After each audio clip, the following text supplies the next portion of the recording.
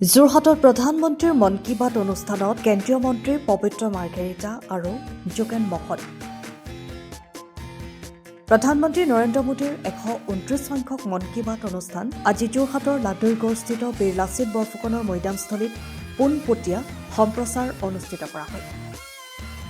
এই মন কী বাতৰ পোনপটীয়া সম্প্ৰচাৰ উপভোগ কৰে কেন্দ্ৰীয় মন্ত্ৰী পবিত্ৰ মাৰ্ঘেৰিটা, ৰাজ্যৰ মন্ত্ৰী যোগেন মহনকে ধৰি কেইবা শতাধিক ৰাইজে। উল্লেখ্য যে প্ৰধানমন্ত্ৰীৰ এই মন কী বাতৰ খণ্ডটি ৰাজ্যখনৰ 23,000 অঞ্চলৰ ৰাইজে উপভোগ কৰে। আজি আমাৰ ঐতিহ্যমণ্ডিত যোৰহাট জিলাৰ ঐতিহ্যমণ্ডিত হোলোঙাপাৰ স্থিত লাচিত মৈদামত আমি স্থানীয় শতাধিক ৰাইজৰ উপস্থিতিত পৰম শ্ৰদ্ধেয় প্ৰধানমন্ত্ৰী নৰেন্দ্ৰ মোদীদেৱৰ 129 সংখ্যক মন কী বাত অনুষ্ঠান একেলগে শুনিলোঁ। এক স্বতঃস্ফূৰ্তভাৱে আমি প্ৰথমতে 1 শতাধিক লোক হ'ব বুলি ভাবিছিলোঁ যদিও আমাৰ সমগ্ৰ গাঁৱৰ বা ওচৰ চুবুৰীয়া ঠাইৰ প্ৰায় 3-4 শতাধিক লোক আহি গোটেই অনুষ্ঠানটো জীপাল কৰি তুলিলে। প্ৰত্যেকেই পৰম আগ্ৰহেৰে প্ৰধানমন্ত্ৰী নৰেন্দ্ৰ মোদীদেৱৰ মন কী বাতৰ 129 সংখ্যক এডিশ্যনটো আজি সংখ্যক আজি এই অনুষ্ঠানটো শুনিলে। গতিকে আপোনালোকে জানে প্ৰধানমন্ত্ৰী মন কী বাত অনুষ্ঠানটো হ'ল জনতাৰ মন কী বাত। প্ৰধানমন্ত্ৰী মন কী বাত উঠি অহা প্ৰজন্মৰ পৰা জ্যেষ্ঠজনলৈকে তেওঁলোকৰ মনৰ বতৰা বা মন কী বাত।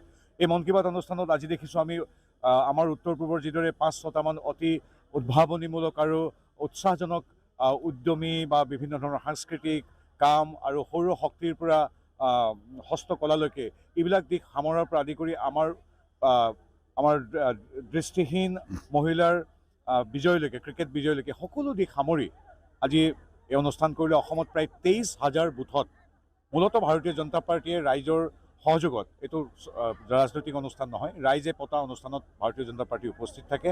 ভাৰতীয় জনতা পাৰ্টী আৰু ৰাইজৰ উপস্থিতিত কেৱল অসমতে 23,000 অঞ্চলত আজি এই অনুষ্ঠানটো শুনি আছে।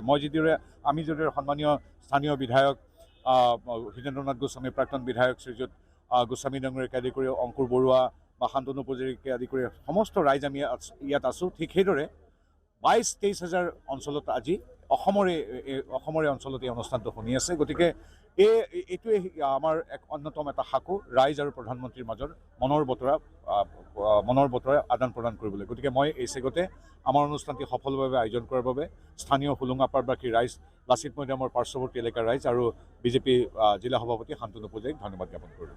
ইয়াতে 11 বজাত উপস্থিত হ'লোহি।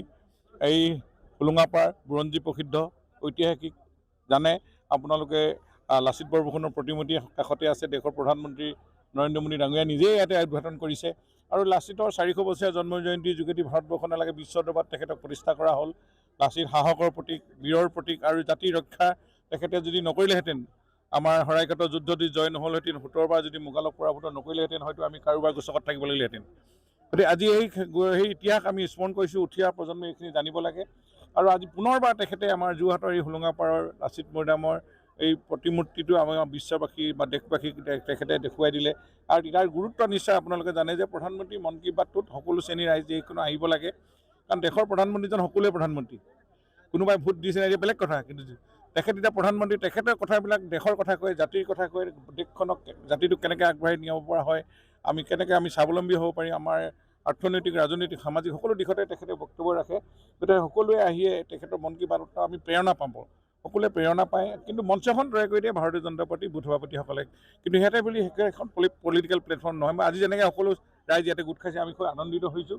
আজি এই বীৰজনাক আমি পুনৰ তেখেতৰ সন্মুখৰ পৰা আমি দেখিবলৈ পাইছোঁ, আমি স্বাক্ষৰ গ্ৰহণ কৰিছে তেখেতে জাতিৰ ইতিহাস, জাতিৰ বুৰঞ্জীক আজি আমি পুনৰবাৰ বিশ্ব দৰবাৰলৈ লৈ গৈছে প্ৰধানমন্ত্ৰী নৰেন্দ্ৰ মোদী ডাঙৰীয়াই।